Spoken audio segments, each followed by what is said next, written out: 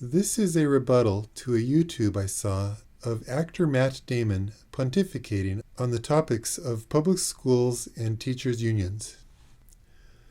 Hollywood actor Matt Damon attended a Washington, D.C. rally for teachers, where he addressed his adoring crowds on topics related to teachers' concerns and educational issues.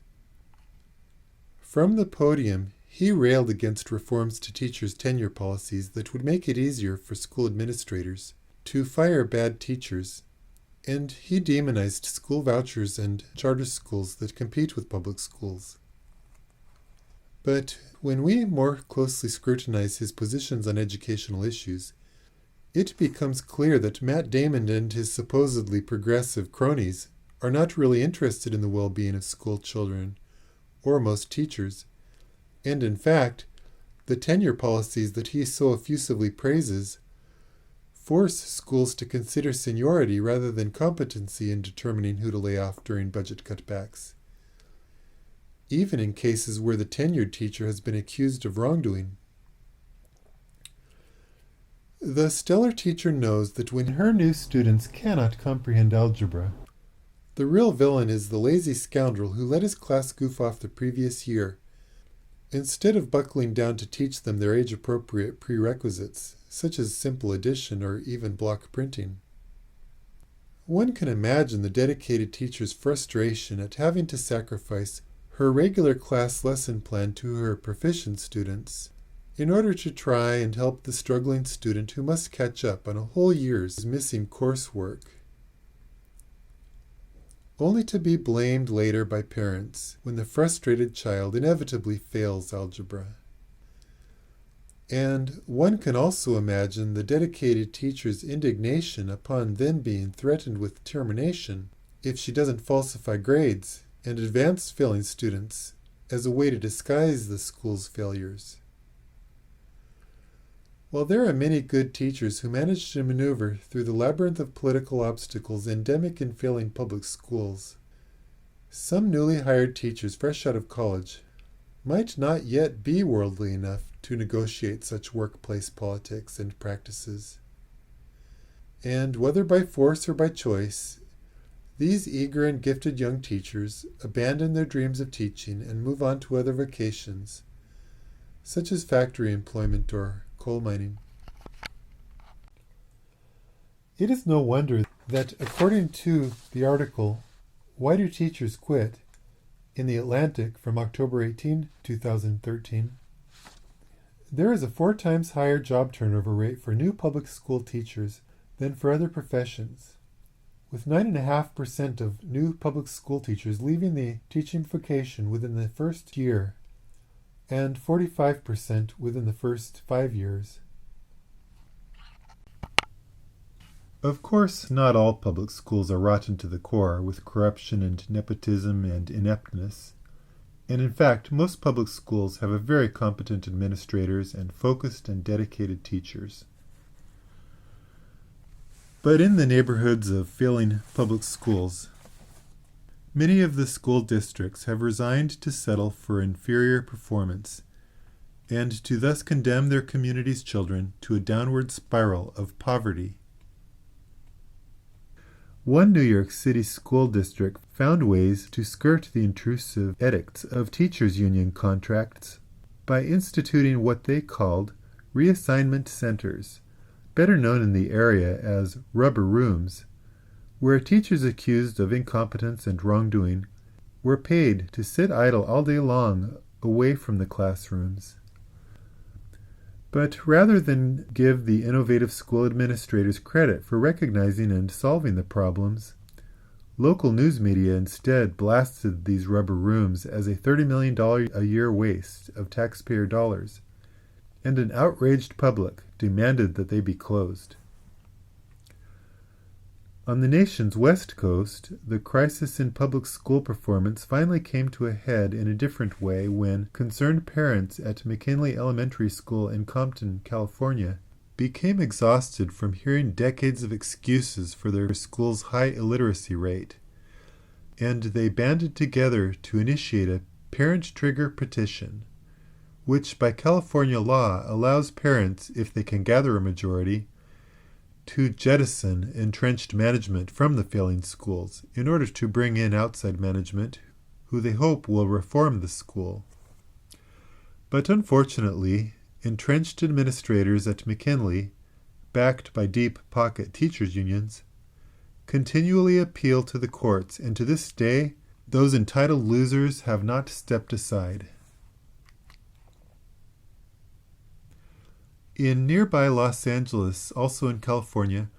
the ACLU filed a lawsuit alleging that tenure policies are disproportionately harmful to younger teachers and low-income students and persons of color. And in a 2010 court settlement, both sides agreed to, quote, cap or end, unquote, layoffs. While no one would dispute the claim that tenure policies force school administrators to disregard aptitude in gifted younger teachers in favor of seniority, the ACLU's claim that tenure mandates disproportionately harm poor and minority students is less settled, because it would seem at first glance that if all state schools are mandated to follow the same tenure guidelines, there shouldn't be much variation between wealthy and poor schools in their school's ability to act upon dismissing inept teachers.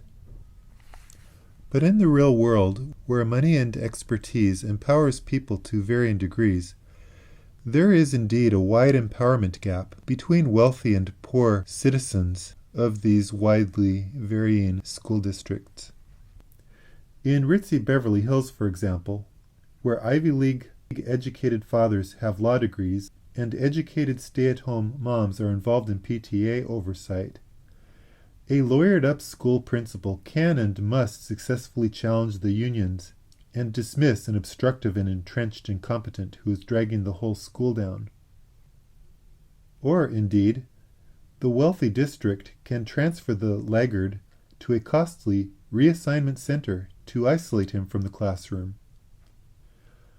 But in economically depressed neighborhoods where fewer stay-at-home moms are able to join the PTA and where struggling parents lack an education or don't even speak English,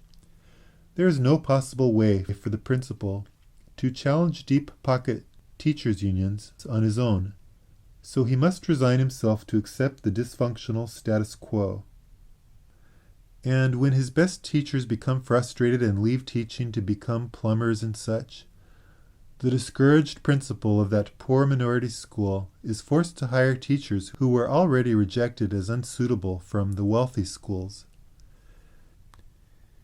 And thus the downward spiral of school failures accelerates. So where do we go from here?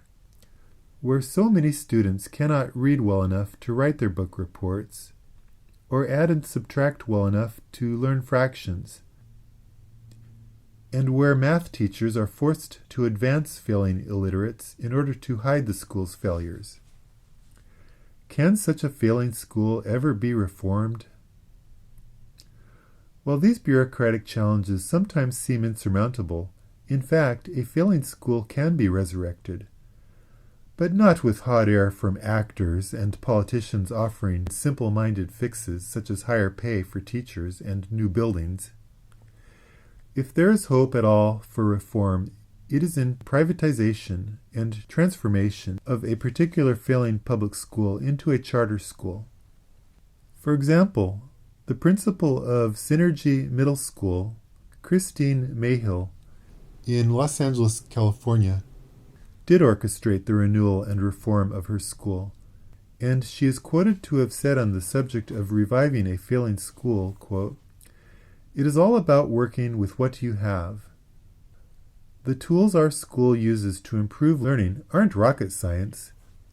Number 1, set aside time for students to catch up on material they missed in earlier grades. And 2, use benchmark assignments throughout the year to pinpoint gaps and fill them in. And 3, have teachers do mini check-ins at the end of class to make sure students got the lessons. In short, we tailor our lessons to the students we have, not to the students we wish we had," unquote. In summary, then, For a school system to be successful, the interests of everybody involved must be represented. Not only the administrators and the teachers with their unions, but also the children and their parents must be represented and empowered. And if a community's citizens are not empowered due to lack of education or lack of English-speaking skills, then there will be no checks and balances, like an active and effective PTA, to hold administrators and teachers' unions in check. And when powerful teachers' unions withhold permission for a school to fire incompetent teachers,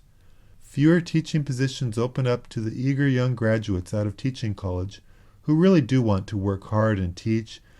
and who might have been more effective mentors of these school children had they been given a chance. And the entrenched administrators in those failing public schools, along with greedy and exploitive teachers' unions, have been known to ignore the wishes and concerns of powerless parents for years, or even decades in some neighborhoods. In part 2 of this series of commentaries on schools, I am going to reflect upon what might be the underlying drives and motivations that compel elitist leftists like Matt Damon to advocate against effective educational reforms, such as school vouchers, even when they themselves exercise school choice in placing their own children in private schools.